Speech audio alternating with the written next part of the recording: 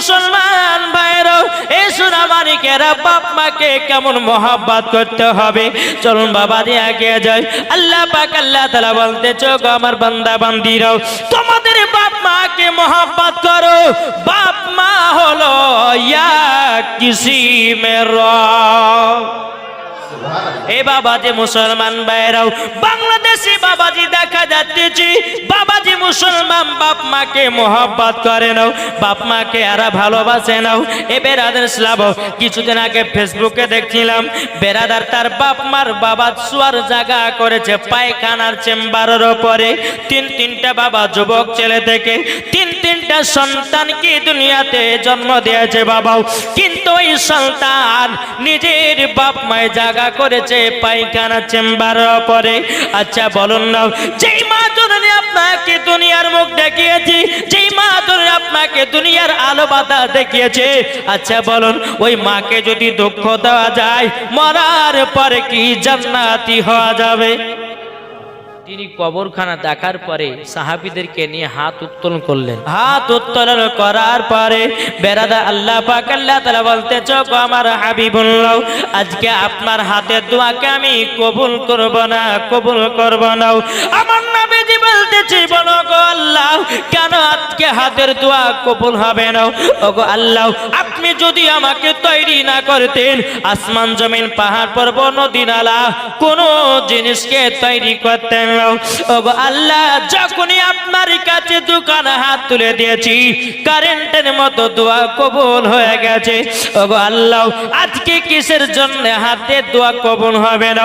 আল্লাহ পাক আল্লাহ তাআলা বলছো গো আমার হাবিব হাবিবাও, যার জন্য হাতির জন্য দোয়া করতেছেন ওই ছেলেটাও তার বাপ মাকে দুঃখ কষ্ট দিয়েছে, তার জন্য তার কবরের আযাব মাফ হবে না।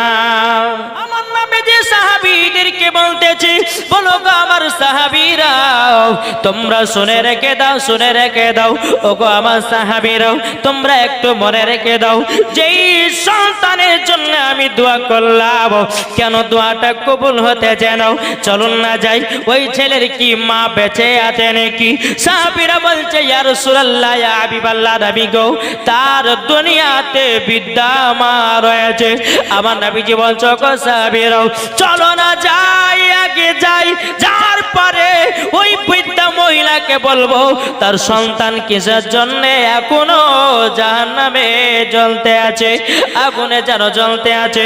আমার নবী মুস্তাফা এক পা দুপা করে বাবাজি আব্বাজি মুসলমান ভাইরাও ওই বুড়িমার বাড়িতে গিয়াও আমার নবী মুস্তাফা বলতে গো বুড়িমাও, আজকে তোমার বাড়িতে এসেছি একটার কারণে। বুড়িমা বলতেছে লাব্বাইক ইয়া রাসূলুল্লাহ, লাব্বাইক ইয়া হাবিবাল্লাহ। ওগো নবীজি, আপনার কাছে একটা অনুমতি চাই। আমার সন্তান 3-1.5 বছর আগে অন্ধকার কবরে চলে গেছে। আমার নবীজি বলছে বুড়িমা বুড়িমা, তবে শুনে নিন, আজকে এই সন্তানের জন্য আমি আজকে সুখে শান্তিতে আছি।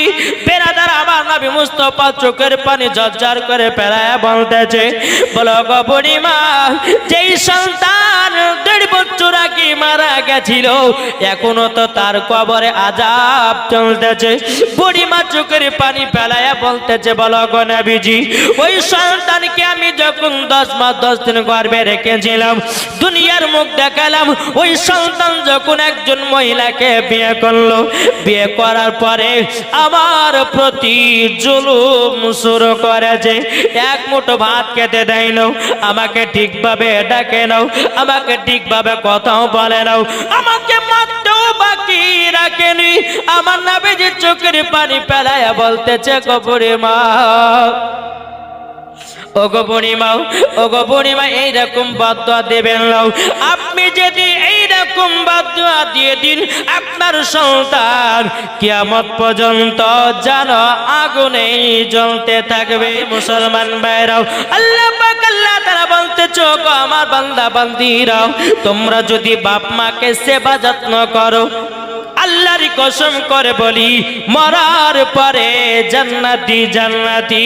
জোরে কর সুবহানাল্লাহ।